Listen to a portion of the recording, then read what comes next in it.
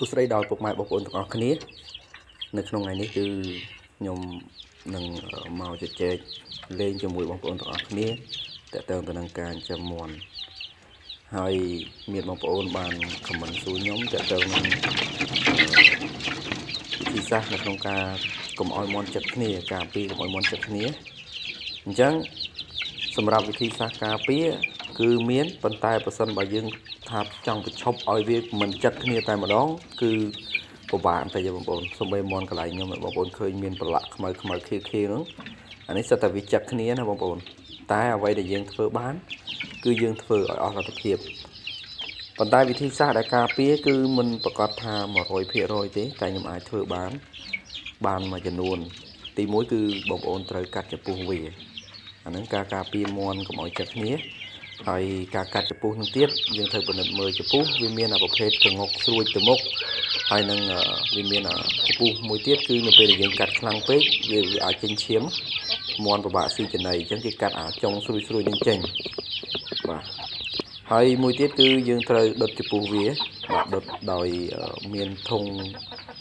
ភ្លើងកម្ដៅមួយភាគច្រើននៅប្រទេសចិនគឺគេយកទៅញុចនៅក្នុងភ្លើងនោះហើយគេដុតនៅចន្លោះកូនមាន់តូចអាយុ10ថ្ងៃអីកន្លះខែហ្នឹងគេចាប់ដើមញុចចំពោះវាហើយនៅពេលដែលញុចចឹងទៅគឺមាន់វាអត់ចិត្តគ្នាទេបាទវិធីសាស្ត្ររបស់គេគឺខ្ញុំមើលទៅគឺល្អហើយមួយទៀតយើងត្រូវមាន spray បាទបើសិនមកវាចិត្តគ្នាយើងត្រូវមាន spray សម្រាប់បាញ់spray ពណ៌ស្វាយហ្នឹងបាទយើងយកមកបាញ់វាកន្លែងដែលវាចិត្តទៅអញ្ចឹងនៅពេលដែលវាចិត្តទៀតវាចិត្តចំមក spray ហ្នឹងគឺវាលែងហ៊ានចឹកហើយដោយសារ spray ហ្នឹងចឹកទៅវាធ្វើឲ្យដូចថាមាត់វាល្អអញ្ចឹងហើយមួយទៀតគឺខ្ញុំប្រើធ្យូងអានេះវិធីសាស្ត្ររបស់ខ្ញុំអញ្ចឹងឃើញថាវាប្រសិទ្ធភាពច្រើនដែរបើប្រើធ្យូងជាងលាបកន្លែងណាវាចឹកលាបតំណងកន្លែងណាចឹកលាបតំណងហើយធ្យូងក៏វាល្អទៀតជួយឲ្យ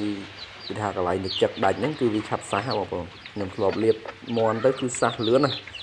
បាទហើយថ្ងៃនេះក៏និយាយតើតើទៅនឹងការខមមិនបងប្អូនហើយក៏អរគុណដែលគាត់បានបញ្ចេញមតិហើយខ្ញុំក៏ចង់បង្ហាញប្រាប់បងប្អូនត្រង់ចំណុចនឹងដែរហើយដល់ពេលចេះតែភ្លេចអត់បានបកស្រាយប្រាប់និយាយប្រាប់បងប្អូនអញ្ចឹងទៅស្រាប់តែក៏មានបងម្នាក់មិនដឹងបងប្រុសនិងបងស្រីហ្នឹងគាត់បានខមមិនហើយនៅក្នុងវីដេអូថ្ងៃមុនហ្នឹងគឺខ្ញុំនិយាយពាក់ព័ន្ធទៅនឹងទ្រុងផងពាក់ព័ន្ធទៅនឹងអ្នកអាទ្រុងដែលខ្ញុំទឹកធ្វើហ្នឹងហើយក៏ភ្ជាប់ជាមួយនឹងមាន់ដែលហើមភ្នែកហើមអីហ្នឹងអញ្ចឹងដោយសារមាន់របស់ខ្ញុំវាមានហើមភ្នែកមួយចំនួនបងប្អូនកាលពីខ្ញុំដាក់នៅច្រើនកូនទ្រុងទុយហ្នឹងខ្ញុំដាក់ច្រើនហើយដល់ពេលដែលហើមភ្នែកហ្នឹងខ្ញុំចាប់យកមកដាក់ក្នុងទ្រុងនេះហើយខ្ញុំព្យាបាលវាដល់ពេលព្យាបាលទៅឥឡូវនេះគឺមាន់ហ្នឹងវាចាប់ដើមជាបានច្រើនរហូតដល់ 90% ហើយនៅប្រហែលជា2ក្បាល3ក្បាលឯងជាអស់លីងហើយសួរថាការជាដោយសារអីដោយសារតែទី1ទ្រុងនឹងស្រឡះយើងសម្អាតបានល្អហើយមួយរយៈហ្នឹងគឺខ្ញុំអាសាសម្អាតទ្រុងដល់ពេលយើងអាសាសម្អាតទៅមាន់វាអត់មានបញ្ហាទេបាទវាអត់មានបញ្ហាហើយខ្ញុំចង់និយាយនេះគឺពាក់ព័ន្ធទៅនឹងការហើមភ្នែកនេះដោយសារមូលហេតុអីអញ្ចឹងខ្ញុំបានបញ្ជាក់ប្រាប់បងប្អូនច្រើនវីដេអូហើយថាការហើមភ្នែកដោយសារទី1បញ្ហាទ្រុងមិនស្អាតទី2កន្លែងចង្អៀតធំក្លិន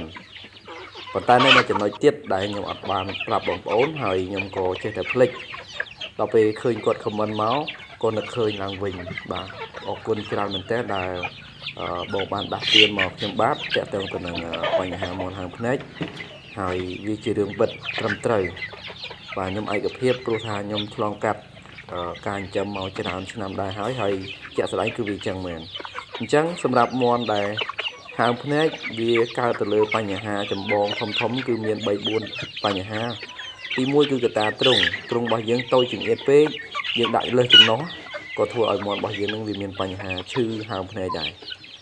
បាទហើយបញ្ហាផ្លូវដង្ហើមចឹងទៅផ្ដាសាយចឹងទៅមួយទៀតគឺដោយសារទ្រុងរបស់យើងអត់សូវបានសម្អាតល្អហើយដល់ពេលចឹងទៅគឺវាមានក្លិនទ្រុងរបស់យើងទាបពេក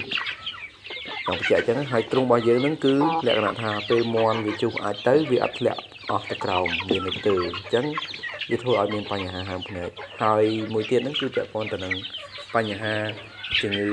ផ្លូវដង្ហើមហើយនិងជំងឺផ្ដាសាយអញ្ចឹងបញ្ហាដែលប្រឈមខ្លាំងគឺមាន់កើតផ្ដាសាយមាន់ឲ្យតែកើតផ្ដាសាយគឺដទៅហើមភ្នែកហើយហេសបោហើមភ្នែកហើយ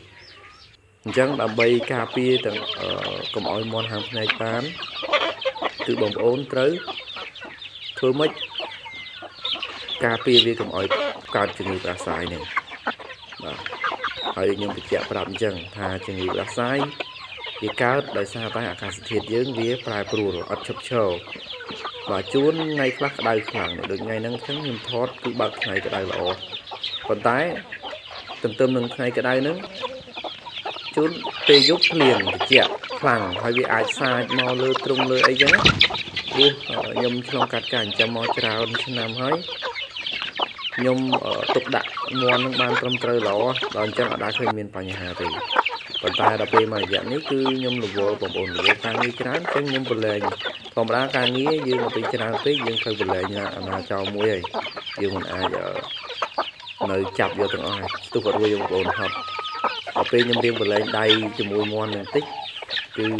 វាបញ្ហាប្រឡែងដៃមិនប្រឡែងដៃអីណាបងប្អូនអត់ទៅបានសម្អាតទ្រង់ទៀងទាត់ហើយអត់ទៅបានគឺថាយកមាន់ហ្នឹងមកដាក់ហាលថ្ងៃក៏ដូចជាមើលឲ្យបានទៀងទាត់ហើយដល់ពេលវានៅតែក្នុងទ្រុងអឹបទៅក្លិនផងមិនល្អផងអីផងអត់ទៅមានខ្យល់ចេញចូលទៀតធ្វើឲ្យវាកើតផ្ដាសាយហេសបោហូរទឹកភ្នែកក៏ខ្លាក់យូរធ្វើឲ្យមាន់ហ្នឹងវាចាប់ដើមទៅជាហើមភ្នែកតែចំណុចហ្នឹងហើយដែលវាជាបញ្ហាប្រឈមដែលខ្ញុំចង់និយាយប្រាប់ថាមាន់ហើមភ្នែកគឺដោយសារតែមាន់ផ្ដាសាយអញ្ចឹងបងប្អូនធ្វើម៉េចបើសិនជាមិនចង់ឲ្យមាន់ហើមភ្នែក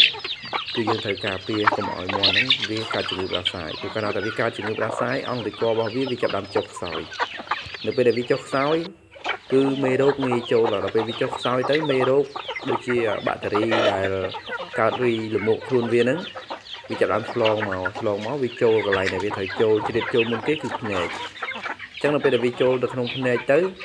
គឺធ្វើឲ្យមាន់របស់យើងវាចាប់ដើមហើមភ្នែកបាទអញ្ចឹងអាជំងឺហ្នឹងយើងអាចការពារបានគឺដោយការសម្អាតទ្រង់ឲ្យបានត្រឹមត្រូវការទុកដាក់មាន់ហ្នឹងឲ្យវាមានផាសុកភាពមានខ្យល់ចេញចូលគ្រប់គ្រាន់សម្អាតទ្រង់ឲ្យបានទៀងទាត់ហើយមានពន្លឺថ្ងៃចេញចូលគ្រប់គ្រាន់ទៅមាន់វាអត់កើតផ្ដាសាយអត់ក៏វាអត់ហើមភ្នែកដែរចង់ជាឲ្យច្បាស់ចឹងបានហ្នឹងហើយសម្រាប់វីដេអូរបស់ខ្ញុំនៅក្នុងថ្ងៃនេះក៏អត់មានអីទៀតដែរមានតែប៉ុណ្្នឹងទេខ្ញុំបាទក៏សូមអរគុណដល់បងប្អូនទាំងអស់ដែលចំណាយពេលវេលាដែលមានតម្លៃមកតាមដានវីដេអូរបស់ខ្ញុំហើយបើសិនបើបងប្អូនស្រឡាញ់ចូលចិត្តកុំភ្លេចជួយ like ជួយ share វីដេអូរបស់ខ្ញុំអ្នកមួយហើយក៏ដូចជា subscribe channel របស់ខ្ញុំអ្នកមួយដើម្បីទទួលបាននូវវីដេអូថ្មីៗនិងកលឹះចិញ្ចឹមមាន់ថ្មីៗពីខ្ញុំបាទហើយមួយវិញទៀតក៏ចង់បន្ថែមប្រាប់បងប្អូនថា